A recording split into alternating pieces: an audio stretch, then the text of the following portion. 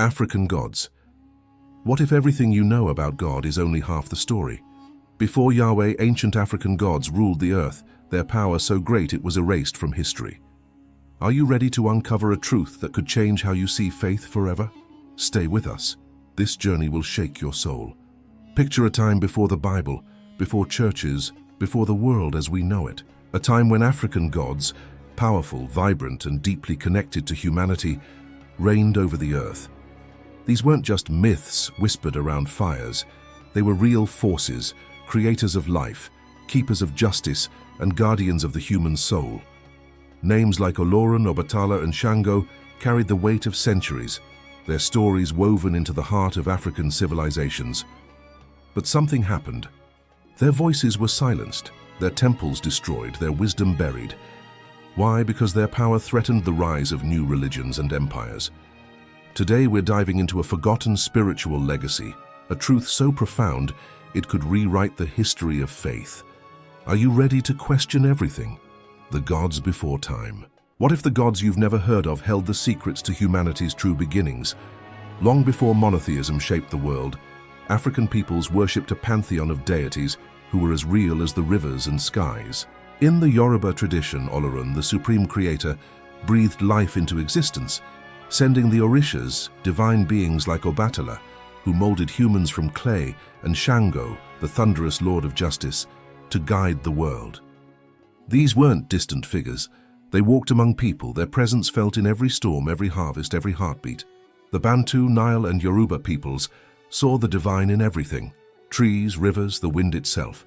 Every ritual, every song, every dance was a conversation with these gods, a bridge between the human and the sacred.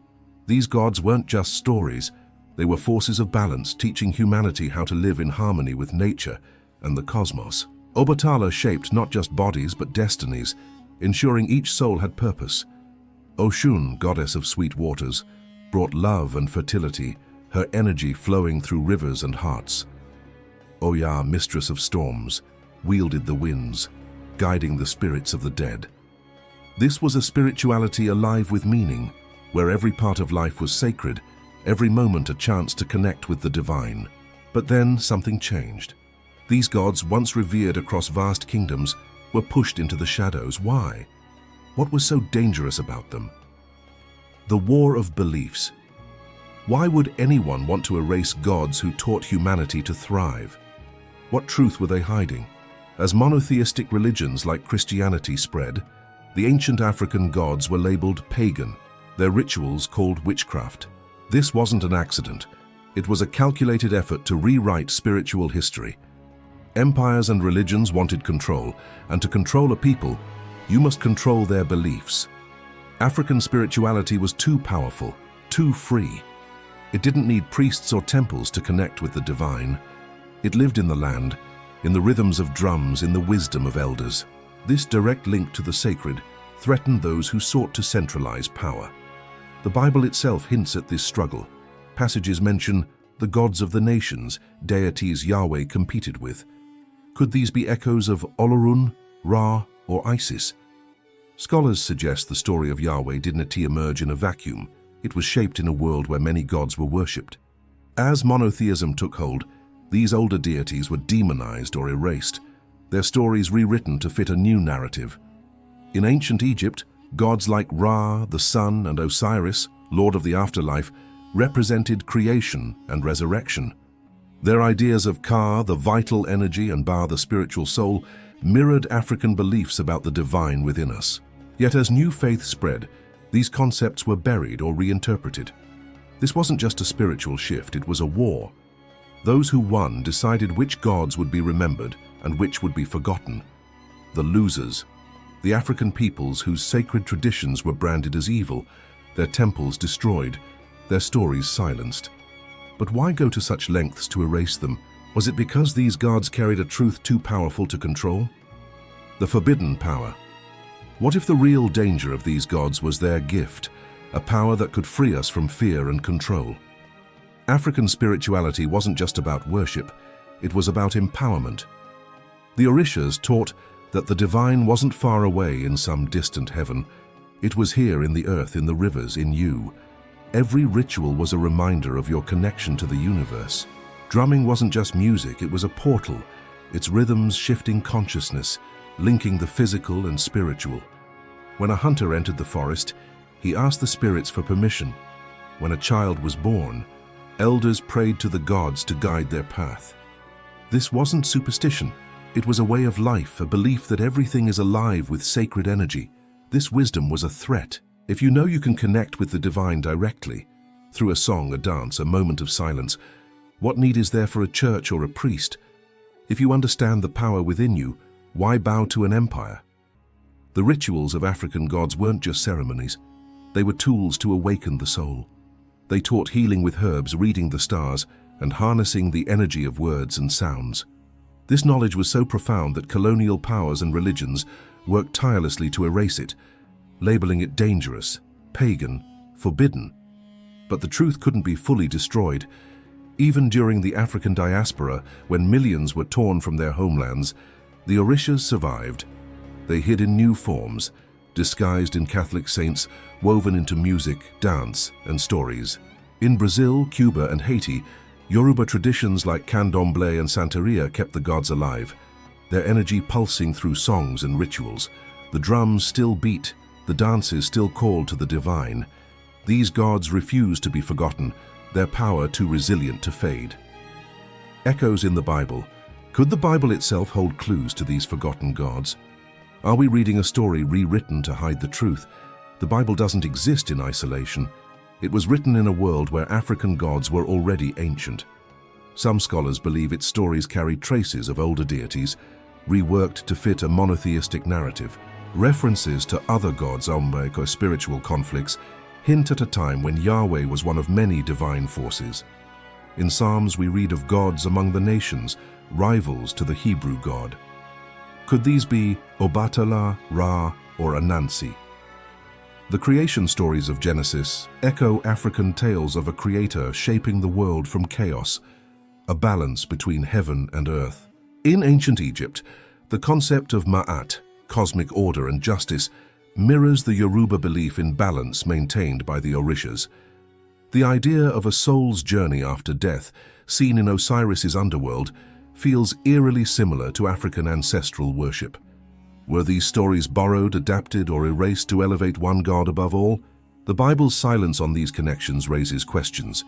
Why were some narratives preserved while others were condemned? Was it to control the spiritual story, to ensure one truth drowned out all others? This isn't just history, it's a cover-up. The winners of this spiritual war shaped how we see God, faith, and the universe. But the echoes of those ancient gods remain, hidden in scriptures, in rituals, in the very way we feel the divine. They're a reminder that faith was once plural, vibrant, and deeply personal. The resilience of African spirituality. What if these gods never left us? What if their power still flows through our music, our dreams, our very souls? Despite centuries of persecution, African spirituality endures. The Orishas live in the diaspora, their names whispered in rituals across the Americas. In every drumbeat, every dance, every offering, their energy survives. When you hear a rhythm that stirs your heart, when you feel a connection to something ancient, that's the voice of these gods. They're in the songs of Afro-Brazilian samba, the call and response of spirituals, the vibrant festivals of Haiti. They're in the stories of Anansi, the trickster god, teaching wisdom through cunning. This resilience is a testament to their power. No empire, no religion could fully erase them. Why? Because these gods aren't just figures in a myth. They're forces of nature, of life, of the human spirit. They teach that the divine is in everything, the wind, the rivers, the fire in your soul. When you feel a sudden courage, an intuition guiding you, a moment of connection to something bigger, that's their presence. They remind us that spirituality isn't confined to a church or a book. It's alive, pulsing, waiting for us to listen. The power within you. What if the real secret is that you carry the divine within you? What if these gods are waking you up to your own power? The greatest threat of African spirituality is its truth. You don't need permission to connect with the divine. The Orishas taught that every person is a spark of the sacred, linked to the universe's energy. This is why their stories were buried, because they empower. They tell you the divine isn't out there, controlled by priests or kings. It's in you, in the earth, in the stars. Every ritual, every prayer, every drumbeat was a reminder, you are enough. This truth terrified those who sought control. A person who knows their own power doesn't bow to fear or manipulation. They don't need a middleman to reach God. African traditions showed that faith is a living experience, felt in the body, heart, and soul. When you dance to a drum, when you honor your ancestors, when you listen to the wind, you're touching the divine. This is the forbidden power, the knowledge that you are never separate from the sacred. Even today, we see this wisdom resurfacing. People are turning to meditation, holistic healing, and nature-based rituals, unknowingly echoing African traditions. Walking barefoot on the earth, lighting a candle for peace, feeling the rhythm of a song, these are ancient practices rooted in a spirituality that sees the divine in all things. The gods never left. They're waiting for you to remember. A call to awaken. Are you ready to hear the gods' voices? Are you ready to reclaim a truth that's been hidden for too long? The story of these African gods isn't just history. It's a call to wake up. Their erasure wasn't an accident. It was a deliberate attempt to sever humanity from a deeper truth. But that truth is still here, in the dreams that stir you, the intuitions that guide you, the moments when you feel connected to something vast. The Orishas, the gods of Egypt, the spirits of the Nile. They're not gone. They live in the collective unconscious, in the rhythms of life, in the courage to question. Why were these gods silenced? Because they taught us to trust ourselves. They showed us that faith isn't about following rules. It's about feeling the divine in every breath. The church, the empires, the systems that rose to power couldn't allow that. A people connected to their own spiritual strength is a people no one can control. That's the secret they buried, that's the power they feared. But you can reclaim it. Listen to the drumbeat in your heart. Feel the energy in the world around you. Question the stories you've been told. The gods are still speaking. Through music, through nature, through the quiet voice within. They're asking you to remember who you are, to see the divine spark you've always carried. This isn't just a story, it's a revolution of the soul. The truth awaits. The gods are calling. Will you answer, or will you let their voices fade into silence? This journey into Africa's forgotten gods is more than a history lesson. It's a mirror. It shows us what's been hidden, what's been taken, and what we can take back. The Orishas, the gods of Egypt, the spirits of the ancestors, they're not relics of the past. They're alive, their energy flowing through every part of life.